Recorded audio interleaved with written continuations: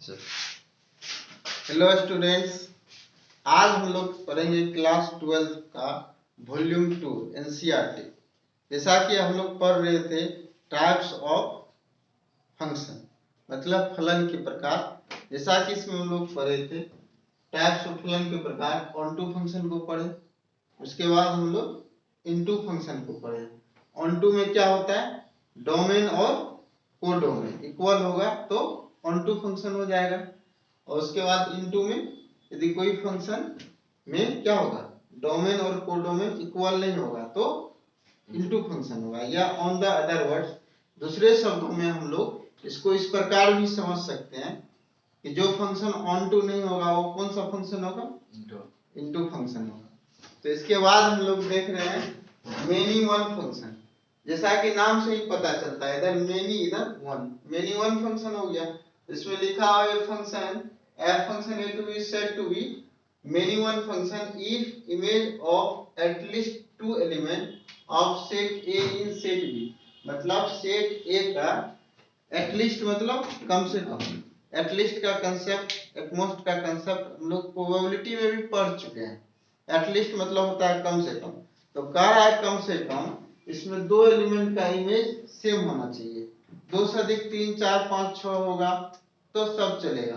तो यहाँ पे हम लोग देख रहे हैं 2 का भी इमेज भी है और 3 का भी इमेज है, तो ये क्या हो गया, मेनी वन फंक्शन। इसको ऐसे भी समझ सकते हैं, आप याद रख सकते हैं, इधर मेनी इधर वन, तो मेनी वन फंक्शन हो गया। तो फंक्शन हो गया A to B many one function, समझे। आ रहा है यहाँ पे वन वन फंक्शन, क्या है वन वन फंक्शन। इसका डेफिनेशन देखो, a function f a to b is said to be one one function if it is not many one। यदि वह many one नहीं होगा तो क्या होगा, one one फंक्शन होगा।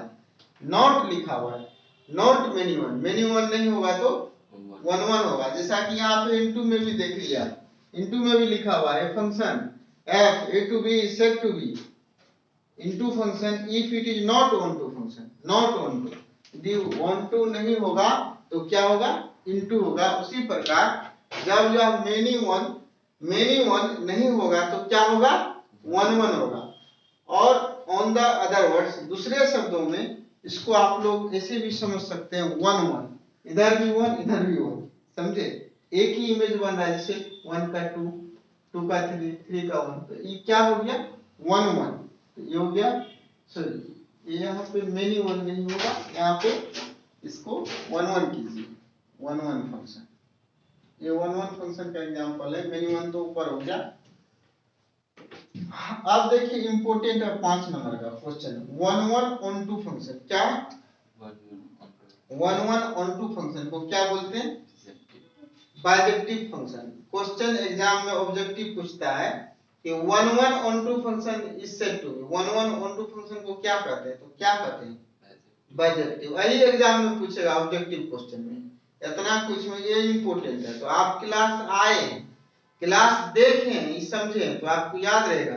One one onto function रहेगा तो बाइजेक्टिव कहते हैं। अब जो लोग नहीं एब्सेंट है उसको पता नहीं चलेगा वन वन क्या होता है, वन टू क्या होता है, फंक्शन में यो है कि नहीं है, यो पढ़ने से कि नहीं है, ओकरा पते नहीं है।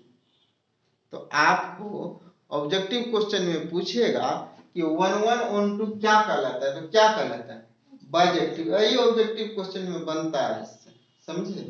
तो यहाँ पे देखिए, तो one one onto function bijective. अब क्या होता है वन वन ऑन टू, इसको हम लोग समझेंगे, समझे। अब function f from a to b is said to be one one on to function if it is one one and onto, मतलब वन वन भी होगा और ऑन टू भी होगा, तो वही क्या कहलाएगा, one one onto function कहलाता है। तो देखो इधर वन वन भी हो गया, इधर सिंगल इमेज इधर है सब। ऑन टू में क्या होता है, डोमेन और कोडोमेन। तो डोमेन में 1 2 3, कोडोमेन में भी 3 2 1।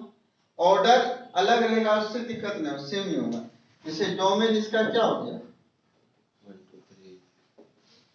1 2 3, कोडोमेन 3 2 1, तो दोनों इक्वल है। तो डोमेन कोडोमेन इक्वल होता है, क्या होता है ऑन टू। तो ये ऑन टू भी हो गया और वन वन भी हो गया, तो ये हो गया one one onto function, आज के लिए इतना ही रखिए, नेक्स्ट क्लास में इसके आगे हम लोग देखेंगे। तब तक के लिए धन्यवाद।